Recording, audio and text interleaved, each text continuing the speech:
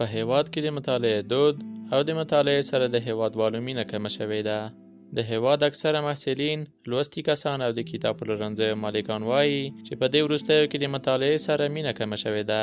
له همدې کبله لوستي کسان او محصلین زیاتوي چې د مطالعې د دود کولو لپاره باید په بېلابېلو ځایونو کې د مطالعې اړوند سیمینارونه او برنامې په لاره واچول شي، او همدارنګه باید په ښار او ولسوالیو کې د کتابونو نندارتونونه جوړ شي. د کابل ښار د کتاب پلورنځیو مسؤلین هم تاییدوي چې په دې وروستیو کې له کتابونو او مطالعې سره د خلکو مینه کمه شوې ده.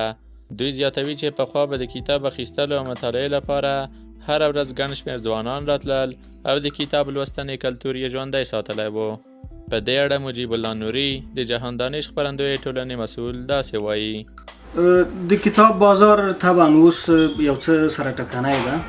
کتابونه په هغه کچه چې مخکې خرڅېدل نه خرڅېږي. د کتابو بازار یو څه تقریبا سره سست وایي یا زوبل ده.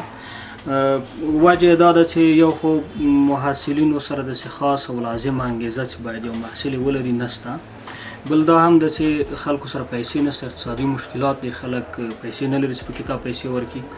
بل یو غټ علت د کتاب د خرڅلاو کې چې یعنی کتابونه نه خرڅېږي هغه دا ده چې د موږ ډیری د درسي او پوهنتوني کتابونه چې هلته تدریس کېږي په پوهنتونونو کې دا چپټر سوي دي، یعنی چپټر کېږي، چپټر په بڼه اوس په بازار کې خلک محصلین اخلي.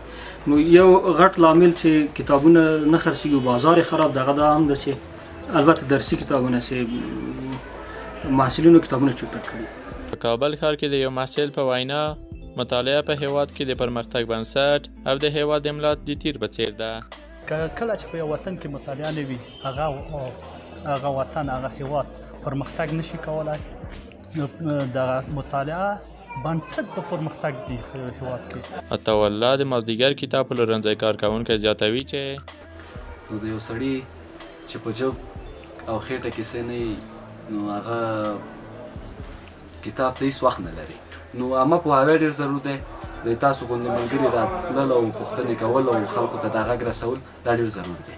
خو ځینې محصلین او متعلمین بیا په دې اړه داسې نظر لري: همیشه باید ما شما با کتاب سر کار داشته باشیم، از کتاب جدایی نداریم از مطالعه و این متاسفانه در اواخر جوانای ما محصلین ما و همچنین متعلمین کم کم از مطالعه و تحصیلات که دلسرد شدن ولی این راهش نیست. متاسفانه یکی از مشکلاتی که بین محصلین است اینا نسبت به کتاب هایی که و رفرنس هایی که استادای ما ترجمه میکنه اونا را یک ذره مشکلات است به درک از اینا و این ما از استادا خواهش ما است که تا یک ذره کتاب ها را روانتر و با ایدیت و ویرایش های خوبتر کسی برای محصلین با قیمت های مناسبی ارائه کنند. همدا دوه غټ پرابلمونه چې کوم دي چې موږ یې له مطالعې لرې ساتلي یو دا دی نوې ټکنالوژي ده چې موږ یې همیشه خپل انرژي ټول وخت په هغوی باندې ضایع کړی دی، بې ځایه ګیمونه باندې، بې ځایه ویډیوګانو باندې چې هغه زموږ له مسلکه سره زموږ له هغه فیلډ سره هېڅ تعلق نه لري.